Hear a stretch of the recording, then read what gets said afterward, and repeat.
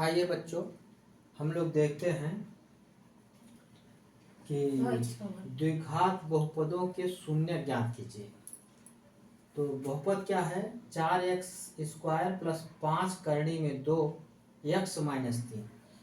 बच्चे, यदि करणी में 2 है, मतलब करणी में कोई हो या बटे में कोई संख्या हो, उससे घबराना नहीं है। बस बहुत आपको सरल ही लगेगा, एकदम इजी रहेगा यह सवाल। बस एक बार समझ लेंगे तो पूरे सवाल न कर लेंगे आप। कभी भी कोई भी किसी भी सवाल में आपको दिक्कत नहीं होगी। आइए देखते हैं। सवाल है 4x² प्लस 5 करणी में 2 x माइनस 3। इसका हमें द्विघात बहुपद का शून्य ज्ञात करना है। ठीक है, तो हम सबसे पहले यहाँ देखें, यहाँ देखेंगे क्या कौन सी संख्या है। यहाँ इसको गुणा करेंगे। 4 गुणित 3 कितना हो जाएगा? 12। 4 तिहाई 12। ठीक, अब हमें बीच में देखना है कौन सी संख्या। यहाँ है कि ऐसा इसको दो भाग में, 12 को ऐसे दो भाग में करना है कि जोड़ने घटाने पर क्या आए? 5 करणी में 2। ठीक है, आइए देखते हैं।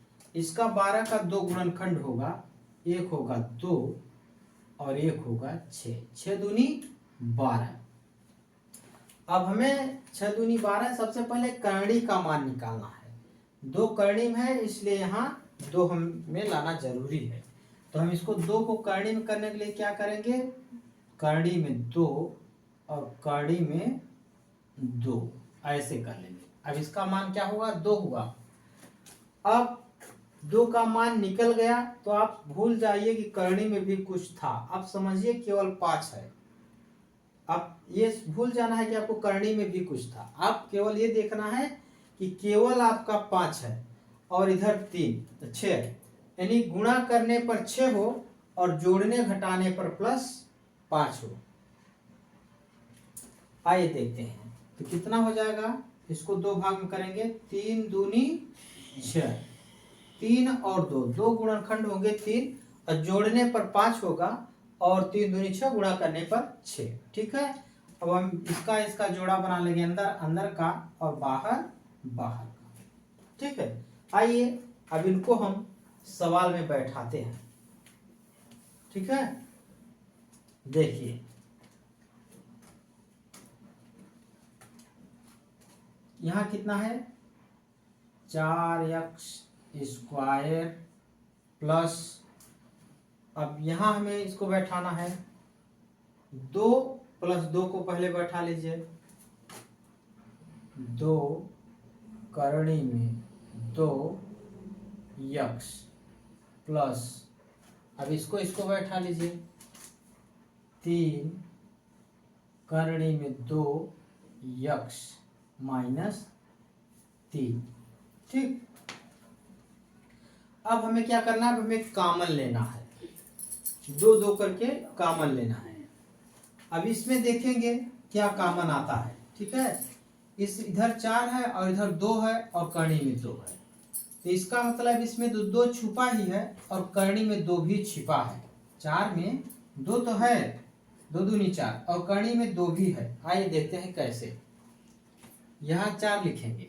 अब 2 को, इसको 2 भाग में बांटेंगे, कितना हो जाएगा? 2 गुणित 2 यानी 2 दूनी 4। अब चूंकि हमें करणी में 2 है तो हमें करणी में 2 निकालने क्या करेंगे? इसलिए इसका 2 क्या है? 2 है, इसको 2 भाग कर लेंगे। करणी में 2, करणी में 2। ठीक है, अब एक 2 का इसके से पेयर बन गया और एक 2 अकेला रह गया।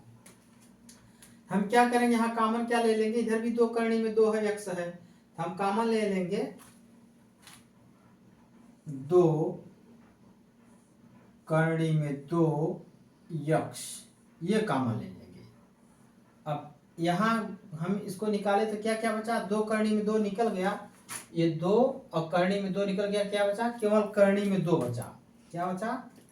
करणी में 2 और एक बचा x, एक बचा x प्लस क्या बचा? इधर 1, नहीं कि करणी में 2 x निकल गया, क्या बचा? 1, कोष्टक बंद। अब यहाँ प्लस है और यहाँ माइनस है, तो हम यहाँ चिन्ह बदल लेंगे, यहाँ कर लेंगे माइनस। इधर हम क्या लेंगे, कॉमन 1 लेंगे कॉमन। इधर हम कितना कॉमन लेंगे, 3 कॉमन लेंगे, 1 नहीं 3 कॉमन लेंगे, 3 कॉमन लेंगे। इधर 3 है,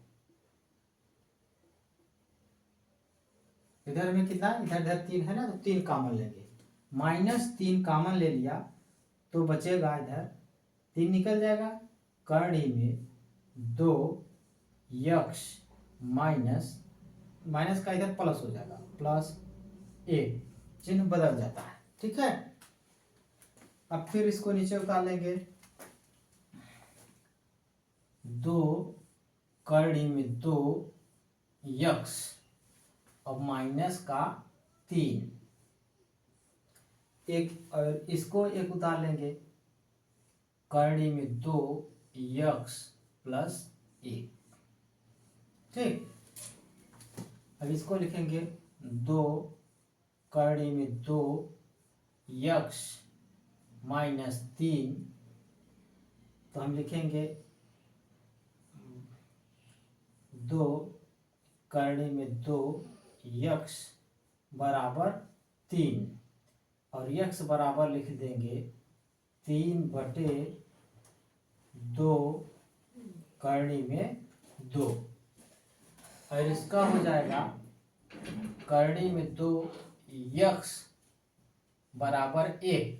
ठीक है, अब और यक्स बराबर हो जाएगा, इधर गया प्लस में, उधर जाएगा माइनस में हो जाएगा, हाँ माइनस चिन्ह हो जाएगा, -1 करणी में 2। ठीक है, समझ में आ गया, यही इसका आंसर है, देख लीजिए आप लोग।